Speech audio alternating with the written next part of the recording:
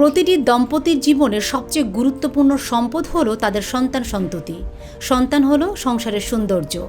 সন্তানের জন্য চিন্তা প্রার্থনা ছাড়াও বাবা-মা সন্তানের সাফল্যের জন্য সর্বাত্মক চেষ্টা করে যান। আর এর মধ্যে যদি কোনো সংসারে দারিদ্রতা থাকে, তাহলে সেই দারিদ্রতা কমাতে স্বামী স্ত্রী দুজনেই বিভিন্ন পদক্ষেপ নিয়ে থাকেন। তবে সবসময় যে এই গল্পগুলো আনন্দময় এবং মানবতার ছোঁয়া থাকবে এমন নয়। মাঝে মাঝে তা অমানবিকতাকেও ছাড়িয়ে যায়।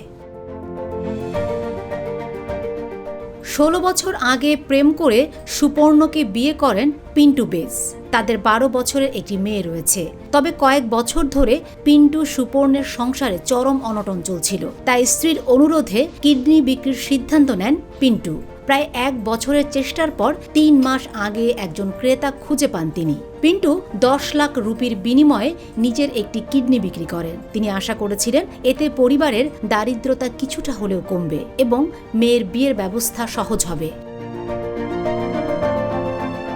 মেয়ের পড়াশোনা এবং বিয়ের খরচের জন্য স্বামীকে কিডনি বিক্রি করতে উৎসাহিত করেছিলেন তার স্ত্রী সুপর্ণাই। পরে কিডনি বিক্রির সেই টাকা নিয়ে পরকীয়া প্রেমিকের সঙ্গে পালিয়ে গেছেন স্ত্রী। ভারতের পশ্চিমবঙ্গে ঘটেছে এই ঘটনা। ভারতীয় সংবাদ মাধ্যম আনন্দবাজারের এক প্রতিবেদন থেকে এই তথ্য জানা যায়। প্রতিবেদনে বলা হয়, এই ঘটনায় 39 বছর বয়সী পিন্টু বেস নামের ওই ভুক্তভোগী যুবক স্ত্রীর বিরুদ্ধে অভিযোগ জানিয়ে কলকাতা হাইকোর্টে মামলা দায়ের করেছেন। জানা গেছে 16 বছর আগে প্রেম করে সুপর্ণকে বিয়ে করেন পিন্টু বেস। এই ঘটনার পর স্বামী পুলিশের কাছে অভিযোগ দায়ের করেন এবং স্ত্রী ও তার প্রেমিকের সন্ধানও পান। পরে পরিবারের সদস্য, শ্বশুর শাশুড়ি এবং 12 বছরের মেয়েকে নিয়ে সেখানে হাজির হন তিনি। তবে সমাধান হয়নি। মামলায় পুলিশের দেওয়া রিপোর্ট অনুযায়ী তদন্তকারীদের কাছে আগেই ওই নারী অর্থাৎ পিন্টুর স্ত্রী লিখিতভাবে জানিয়েছিলেন যে তিনি স্বেচ্ছায় ঘর ছেড়েছেন।